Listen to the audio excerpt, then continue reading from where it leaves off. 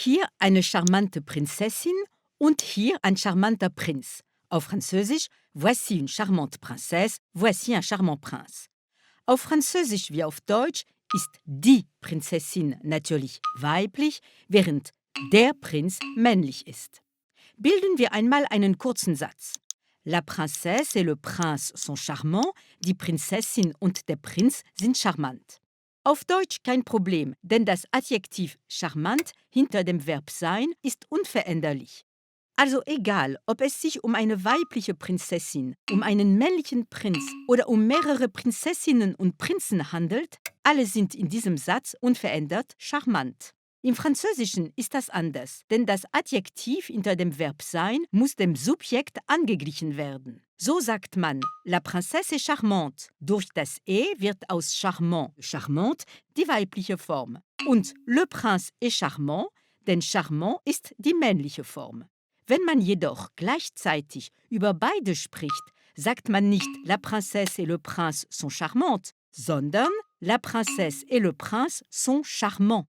Das Adjektiv verwandelt sich also in den männlichen Plural. Warum die männliche Form?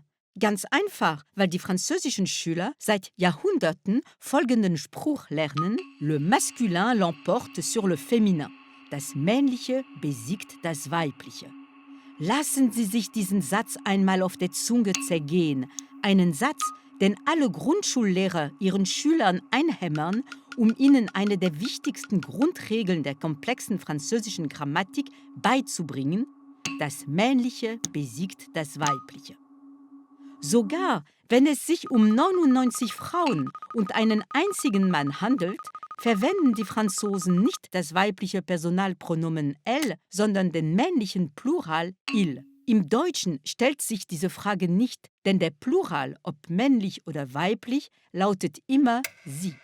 Doch seit ein paar Jahren begehren die Frauen auf, allen voran die Linguistin und Historikerin Eliane Viennot.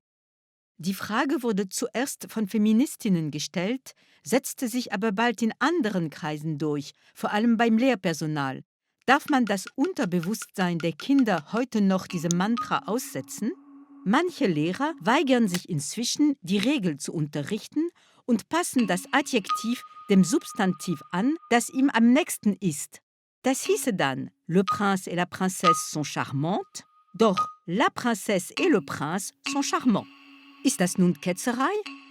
Die Akademie Française, Wächterin dessen, was sich sprachlich ziemt und was nicht, findet das skandalös. Und nicht nur sie. Sprache sei nicht sexistisch per se, das Maskulinum sei eine neutrale Form. Nicht unbedingt. Früher war diese Art, das Adjektiv dem nächsten Substantiv anzugleichen, gang und gäbe. Bis zum 17. Jahrhundert, als der Grammatiker Dominique Bouhours sagte, wenn zwei grammatikalische Geschlechter sich begegnen, siegt das Edlere.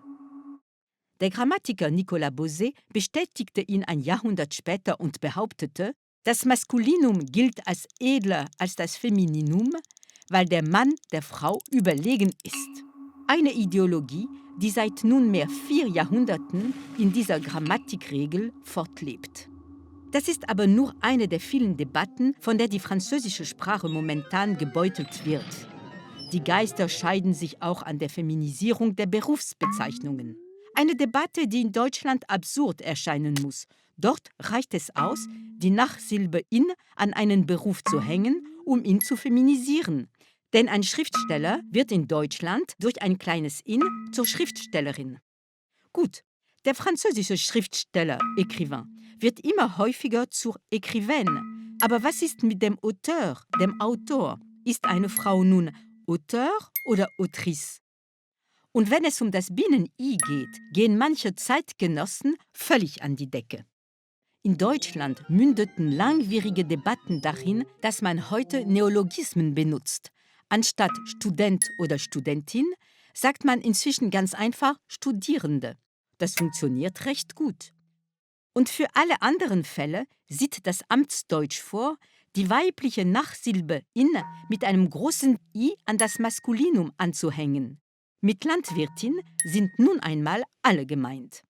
Die Franzosen hingegen sind sich uneinig und werfen sich Punkte, Bindestriche oder Schimpfwörter an den Kopf. Zugegeben, manche Vorschläge haben etwas Lachhaftes und können so manche Kopfschmerzen verursachen.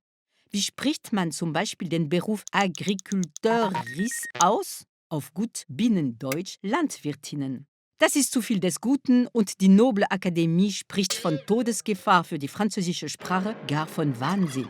Dabei wissen wir es doch, die ganze Aufregung ist umsonst. Es wird sowieso der Sprachgebrauch entscheiden, denn Sprache kann man bekanntermaßen nicht erzwingen. Die Gesellschaft verändert sich nun einmal und alles, was Ausdruck dieser Veränderung ist, setzt sich durch. Der Rest gerät in Vergessenheit. Eilmeldung! Hat die Akademie uns erhört? Sie hat nämlich tatsächlich vor einer Woche einen Beschluss verabschiedet, der die Feminisierung der Berufsbezeichnungen empfiehlt. Hurra!